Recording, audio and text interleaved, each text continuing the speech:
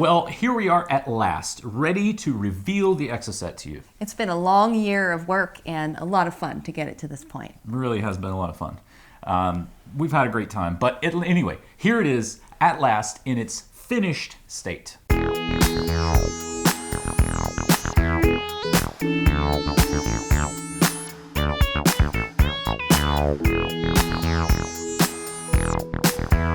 Except not. There's still lots to do. You know, people keep asking us if the car is finished. But it's kind of like painting the Golden Gate Bridge. As soon as you've covered the thing, one end to the other, it's time to start over again. Yeah. Or like asking Jeremy Clarkson if he's finished putting on bracelets. Maybe he's required by law to put those bracelets on so they make a jingling sound and he can't sneak up on the production assistants. But enough about old men and bracelets. Let's get into how we mounted these body panels.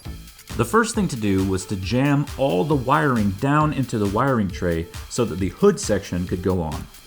It's been a while since we last had a proper episode of Crossthreaded, and a lot of work has been done on the car. It's even developed a few new problems.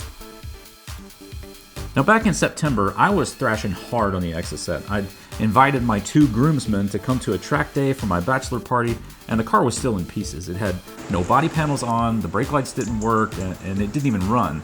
But luckily, I was able to slap all that together in time to run at Road Atlanta. We're going to do our best to cover all of that, but if this episode seems disjointed, it's because we did all of this in a rush while we were planning our wedding with family coming into town, all of that kind of thing. Yeah. Now here you can see me moving the wing mirrors inboard. They stuck out way too far and they got bumped a lot.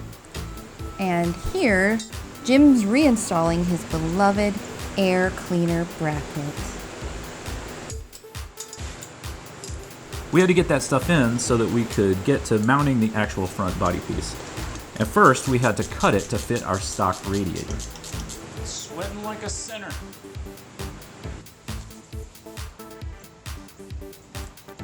You can see we taped the edge and then used some cheapo calipers to mark a line.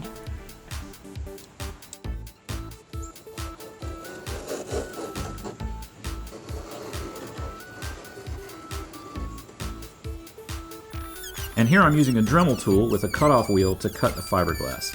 And if I had it to do over again, I would use a jigsaw. The Dremel is only good for making noise, and even that it can only do for about 5 minutes before it needs a charge. Maybe if you were carving sculptures out of cheese, it would be useful. Or if you just like spending money on little attachments that do nothing and then get broken or lost. The cut edge we ended up with is by no means straight, but it'll be under the car and out of sight.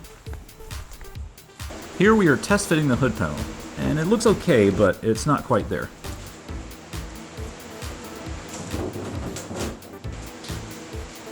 Pretty good. We needed to get that wiring tray closed up just a little more. I cut some wires away using techniques I learned by watching MacGyver. Dang. Dang. Then I notched out the wiring tray cover to make some room for the engine loom.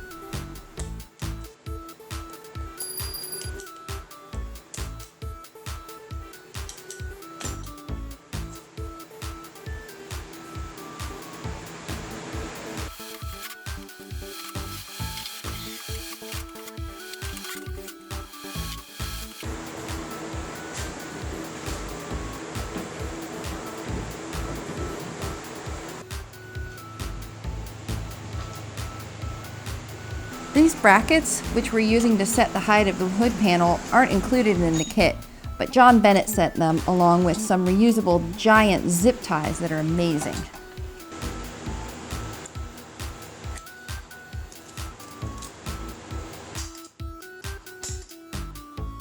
Part of building a kit car is second-guessing the hard work of the designers and then griping about it on the internet. Yeah, nothing makes a small business happier than listening to the half-baked ramblings of their customer base. We need to modify the throttle body so our hood panel will fit nicely. And this is Exomotive's fault, and we hate them now. Jerks. Jerks. Oh, really, it's Mazda's fault for not designing throttle bodies of all years of Miata motor to be exactly the same. So we hate them now too. You bastards! You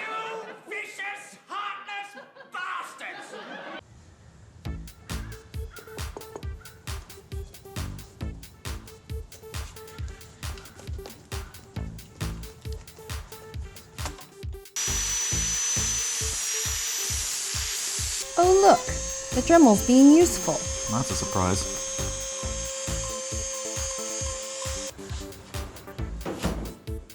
With throttle body modified and bumpers mounted, we try again to fit the hood panel.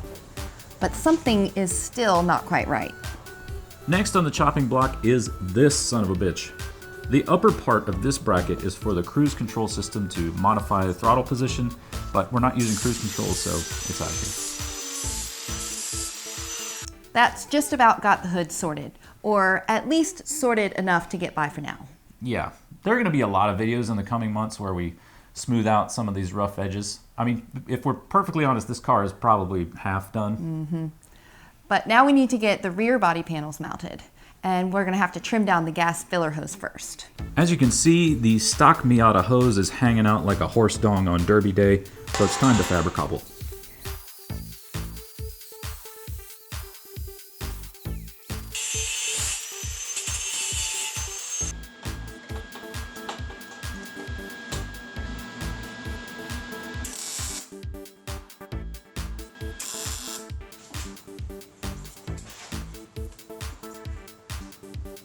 With the filler neck shortened, we can put the rear bodywork on.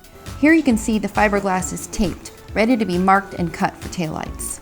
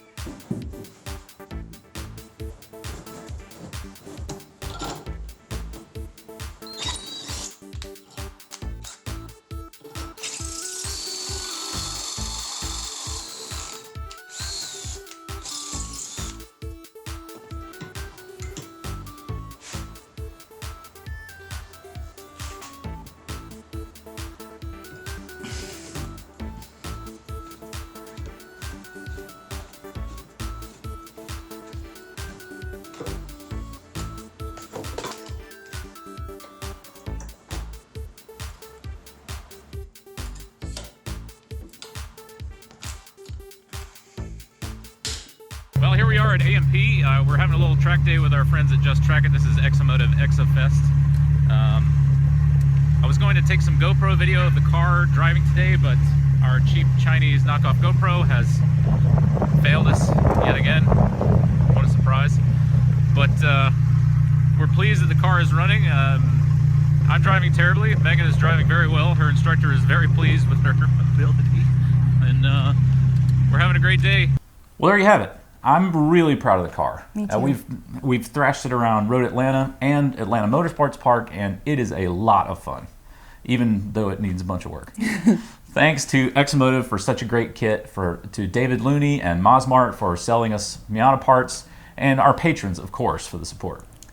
A couple people sent us parts to use, plus we got a lot of help from the owners group too. Thanks, guys. And most of all, thank you to you for watching. Yeah, thank you so much. So, should we do a dramatic drive-away? Yeah, let's do it.